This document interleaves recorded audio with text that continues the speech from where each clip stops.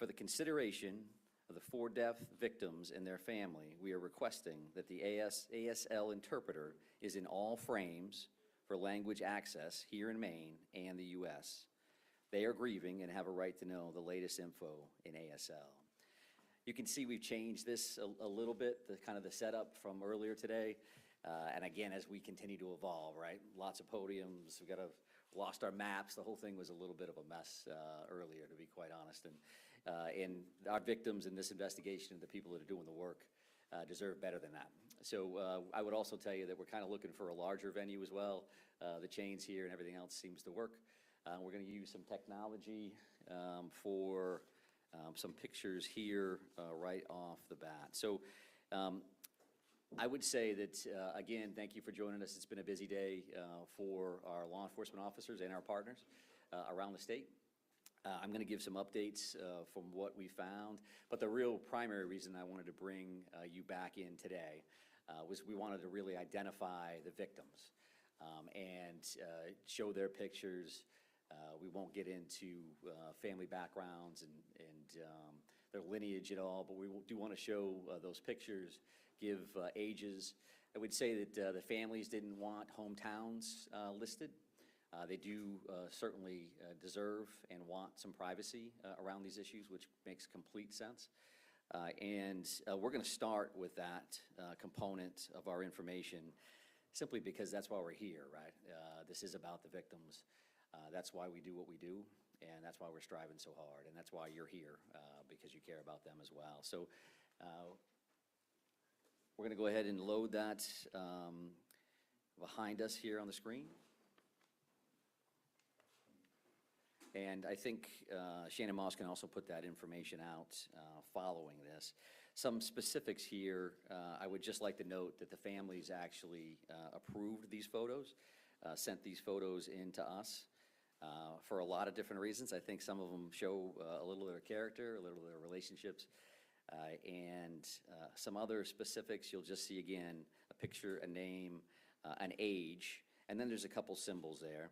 And we wanted to be specific enough to what location they ultimately lost their lives at. And again, thank the families for allowing us to even do this. They certainly didn't need to do that. They're working through their own struggles, and rightfully so. So I'm going to start with this and then ask for just a moment of silence before we continue on to our next agenda item. But that top left, as you see it, and that is Ronald G. Morin, 55. And I won't read the venues. You can put that all together yourself. Peyton Brewer Ross, 40 years of age. Joshua A. Seal, 36 years of age. Brian M. McFarland, 41 years of age. Joseph Lawrence Walker, 57. Arthur Fred Strout, 42. Max A. Hathaway, 35. Stephen M. Vozella, 45. Thomas Ryan Conrad, 34. Michael R. Deloria, II, 51. Jason Adam Walker, 51. Tricia C. Asselin, 53. William A. Young, 44. Aaron Young, 14, his son. Robert E. Violette, 76, and his wife, Lucille M. Violette, 73. William Frank Brackett, 48 years of age. Keith D. McNair, 64. Just have a moment of silence. Thank you.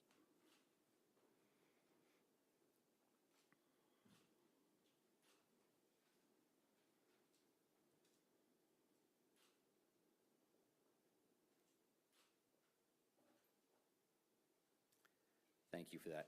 Truly, truly appreciate it. And we do, again, appreciate that to the family. They did give us those photos. I did not, however, have any of the family members pronounce any of those last names, so certainly no disrespect intended if in any way screwed up the pronunciation. So to move on, I would also like to address the numbers of the victims that I confirmed earlier today with the number 8.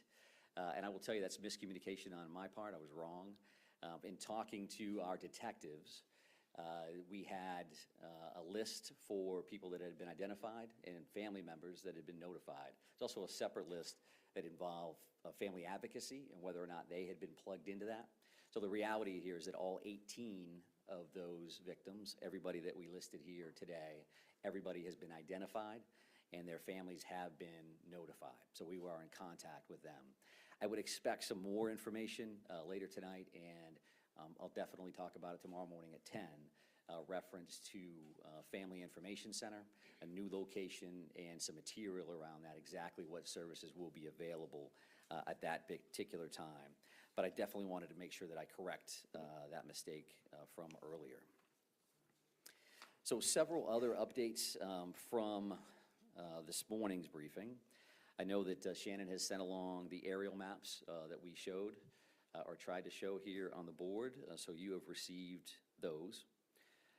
I also think that we had, and Shannon has corrected this as well, but the Pejubscott boat ramp, the proper name there was the Paper Mills Trail and Miller Park Boat Launch.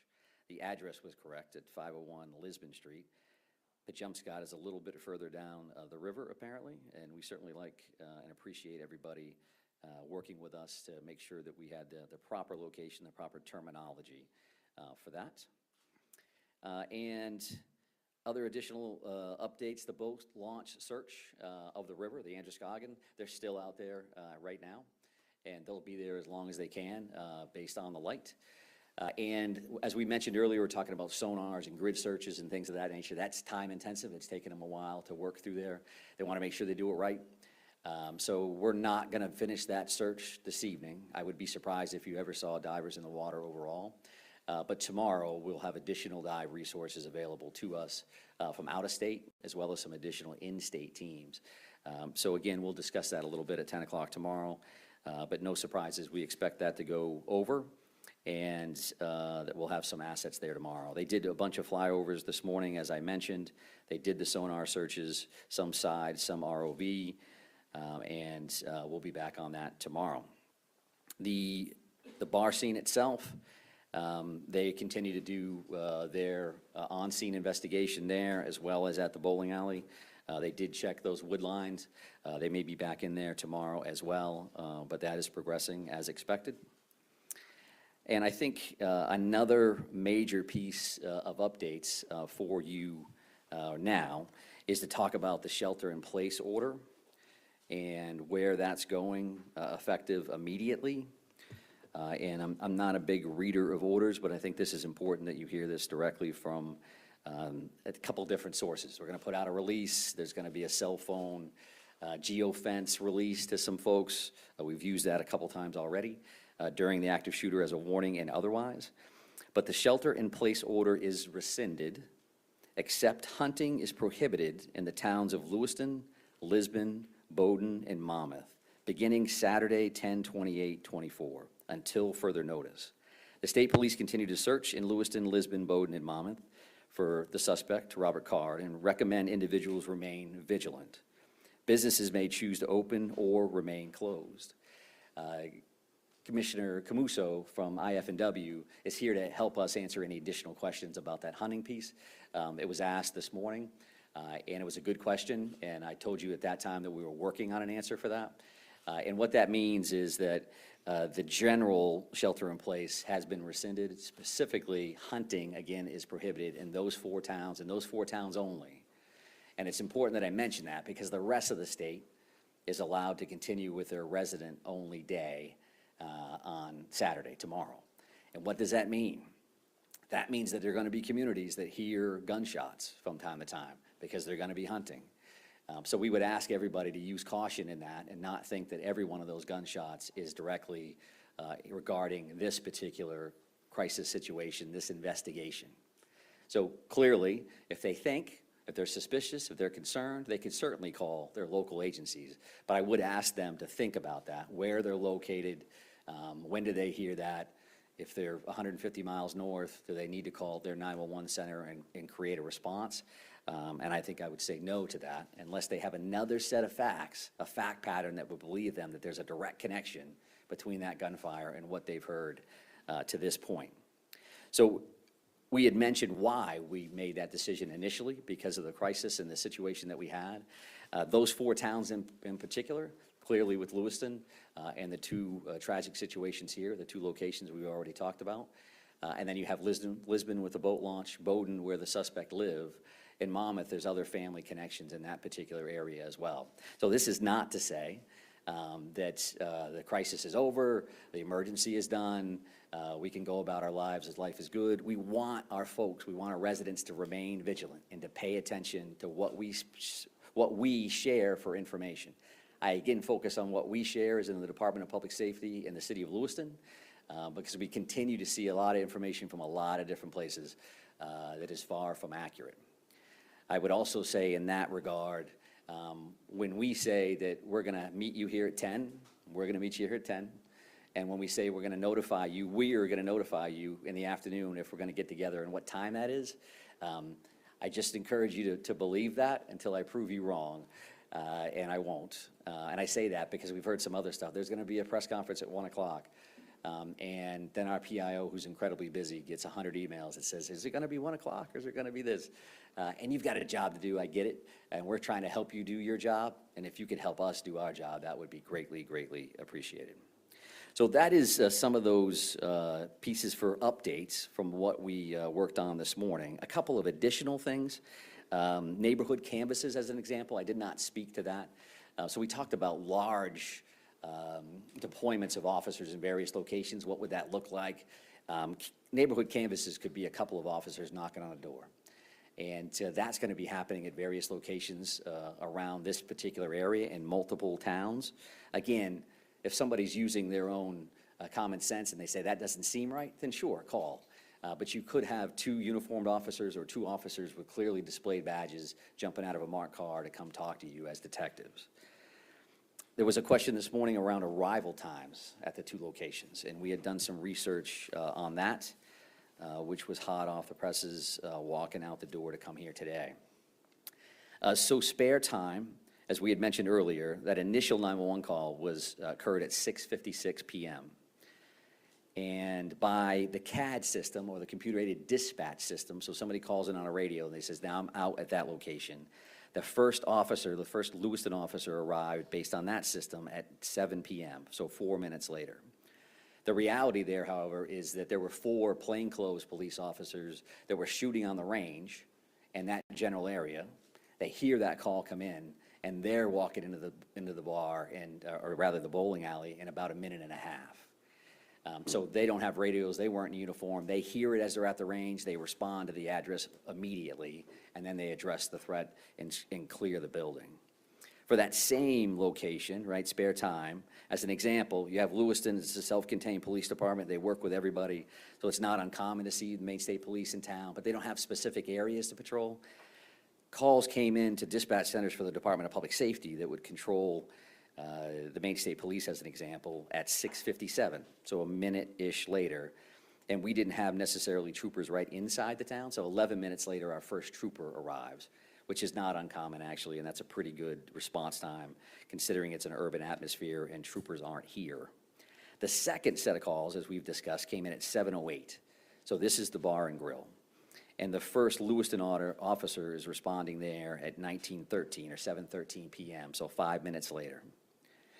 And then really it becomes exponential after that, as an example.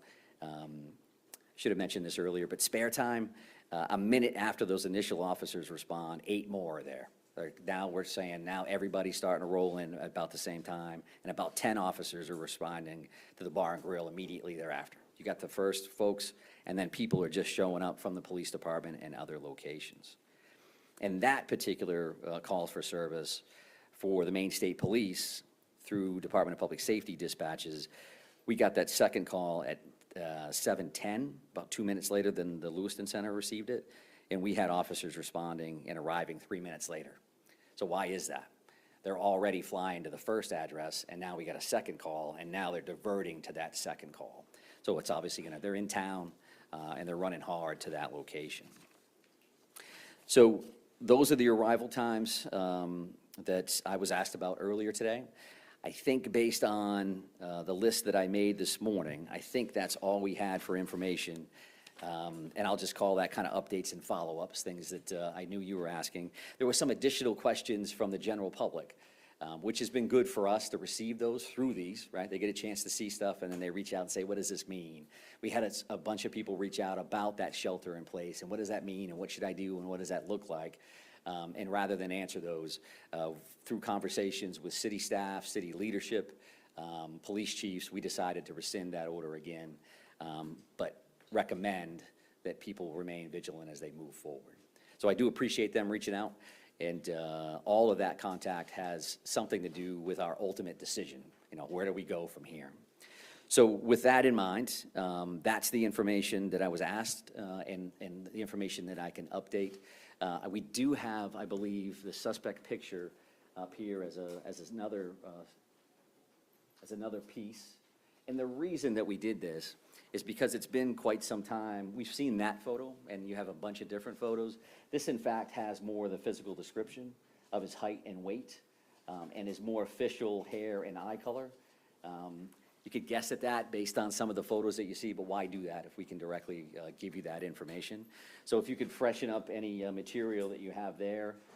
It does, again, show that brown hooded sweatshirt and dark colored cargo pants that are in the photo that we had released earlier, which showed him walking in to spare time with that firearm. So I think that's the information that I wanted to get out to you today. I appreciate you coming back or holding on. I know you have long days and long nights, so that piece you were going to be around anyway, I'm sure. But I am, again, happy to try to take some questions and answers. The chief is here as well, but we did want to keep this tight from an operational standpoint. So, yes, sir. Go back to the timeline. Yeah. The 4 officers who were at the range, I think, right? So can you just go over that again? Yeah, sure. So officers are required to qualify a certain number of times a year, right? So in this particular instance, the officers are in plain clothes. They're shooting at a range right around the corner. The call comes in, they hear that, and they're going to respond, which just speaks to when these things happen, everybody's going. You could be a detective, the chief's bailing out of the station, you could be wherever, everybody goes. So being Lewiston officers, they go, we know where that is. Everybody gets in the car and they immediately go to spare time, to help in any way they can, not knowing that in fact they're gonna be the closest there and the first out. So that cuts almost 2.5 minutes off the original or the initial uniform police officer's response. And that's not uncommon from a police standpoint. Sometimes you got months where you're thinking, boy, I'm right around the corner when all this stuff happens. And sometimes I'm on the other side of the city when other stuff happens. We're very, very lucky that the officers were that close, because I think you save lives with time responses. And in an urban atmosphere, depending on where everybody is and how busy the night is, that response could have been much longer than that. Yes, sir. Have there been any credible sightings of the suspect by either law enforcement or the public since the shooting took place? Yeah, so we have, again, 530 plus tips and leads that have come in. Some of those have been sightings, some of those have been, and I would say as simple as, but hey, I've got a vacant house that's in this location. I own a barn that I'm afraid to go to. There's something over here that concerns me. So those things run the gamut. And I'm also going to use that opportunity to the FBI supervisory agent in charge, Jody Cohen, who has been with us during these press conferences. We gave that digital video information out this morning. There's already well over 100 entries in that system. So that means you're putting that information out, and the general public is grabbing hold of that, wanting to be involved, and sending that information in. So I thank you for that, and we certainly thank the FBI for their assistance with that kind of material. So we've got all kinds of, somebody may say, Has law enforcement seen him in the last 2 days? We have not. Law enforcement has not seen him in the last 2 days. But again, in that stack of that 500 plus, you may have somebody that says, hey, we see somebody that looks like that. So we have not, but go ahead, ma'am. Can you confirm that the note found at the suspect's home is a suicide note? Does that have something to do with lifting the shelter in place? Yeah, I cannot, and I'm not going to speak to the note itself. I acknowledge the fact that a note existed this morning, but I'm not going to get into exactly what it contained. But, sir? Sir, you said that the officers, plainclothes officers who responded, addressed the threat, cleared the building. Can you explain what happened there? Sure. When I say address the threat, they're going in the door, addressing an active shooter. So they're going in prepared to do whatever they need to do to make that scene safe. On that particular time, the suspect is no longer there. They're going in as if they were. So the first thing you do is you go in and clear that location, make sure it's safe, and then you start working with victims and triaging people and trying to make sure that you're getting additional units there as fast as possible. So, yes, sir. I wonder if when the officers arrived at the second scene, the suspect was still there, or whether by the time the first responders had arrived, the suspect had already left. And secondly to that, outside of the area of Lewiston and the surrounding communities, can you talk about the work that's going on further afield, you know, and the suspicion that we might have been able to flee a bit further than that, and potentially even outside of the state? Yeah, sure. So the suspect was not at the second location when the officers arrived. As we discussed this morning, we showed those 3 maps as specific areas we knew we were definitely going to be working in, and then we've also cleared other areas that are farther afield. Somebody may again say, you know, there's a barn over there, there's an outbuilding over there, there's some family property that somebody's uncle owns, and can you check that? So as those things come in, some of those are kind of on the checklist to begin with, and then some come in real time. Because as those leads come in, we do look at those and then we farm them back out to either tactical units that are looking on that apprehension side or investigative units that can go out and do additional interviews. Well, at this point, you know, we are cognizant of all possibilities. We're not closing off anything because we want to make sure that we're being as comprehensive as we can with these particular searches. Yes, ma'am? We noticed earlier there was extensive law enforcement presence in Durham, Maine.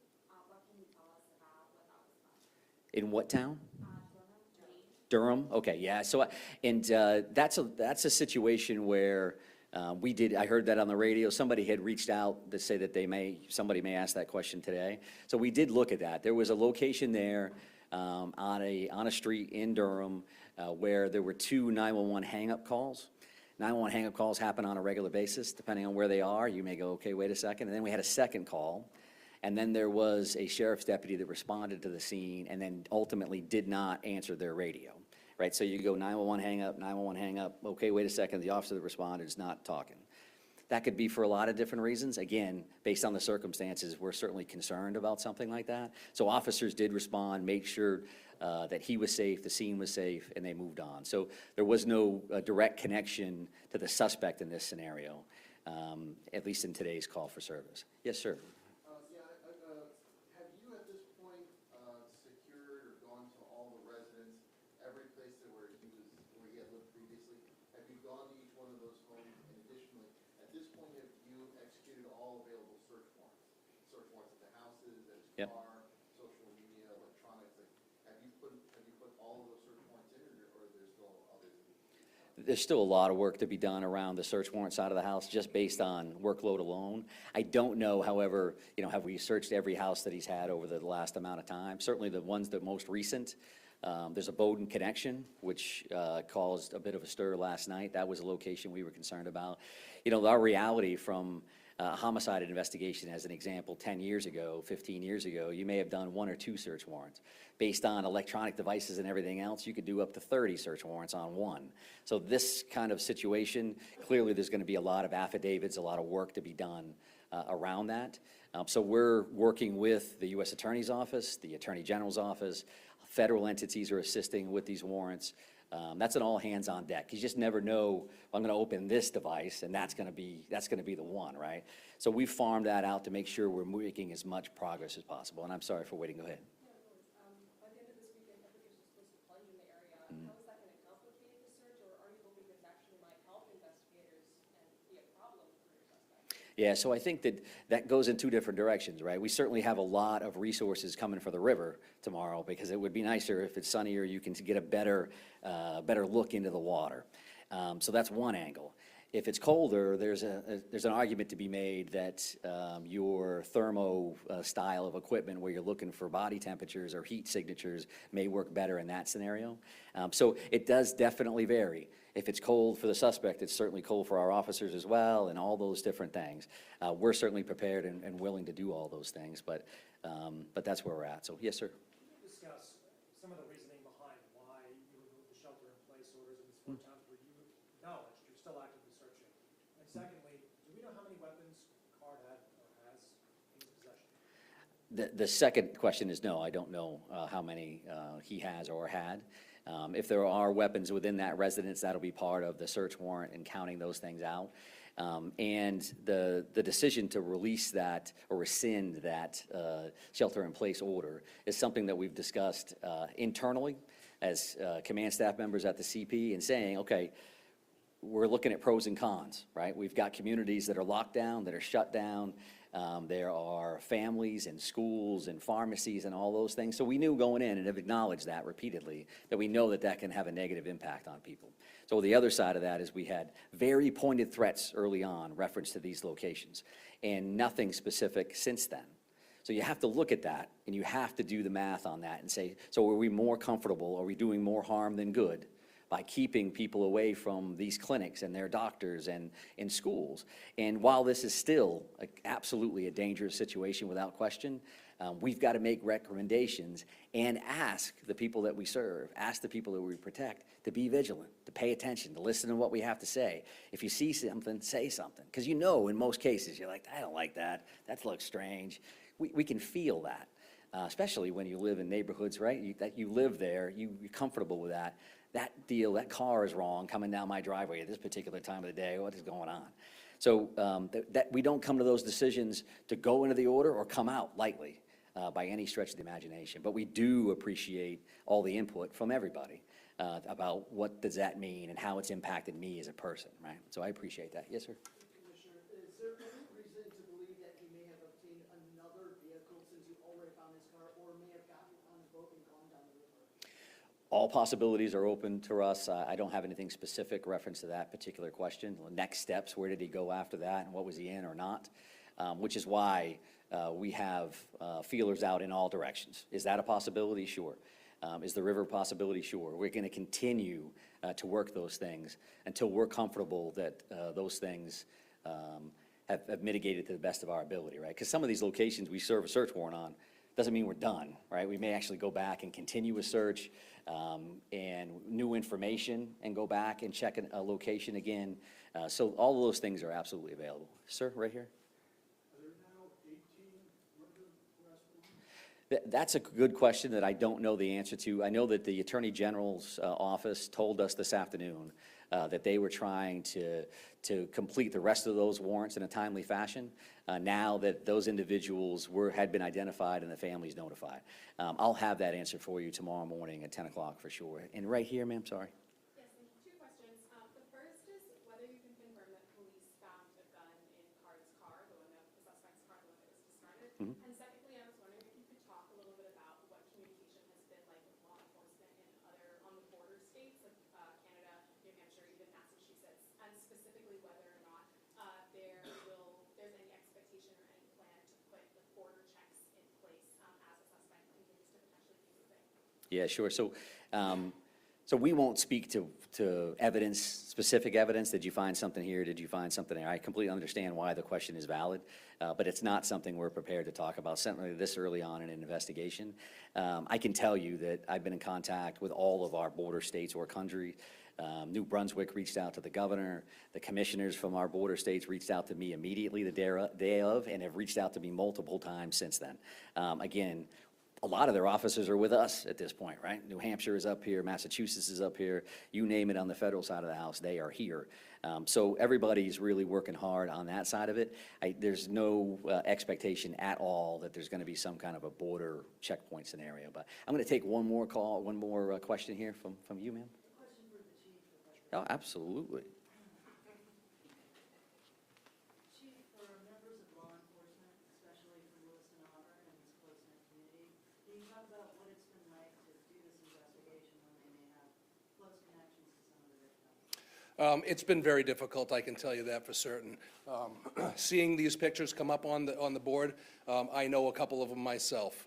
There are many law enforcement officials that I know some of these victims, and it's certainly very challenging. You know, try to go into a situation very objectively and, you know, do a very thorough job knowing that you know this person that it's affected, or, you know, a family member or a friend. Very difficult. I can tell you that all of the police officers I know from the area remain very professional at all times, and we press on and we get the job done. Chief, just quickly, what is it like, if you could provide perspective, processing those scenes, those two scenes where the shootings took place?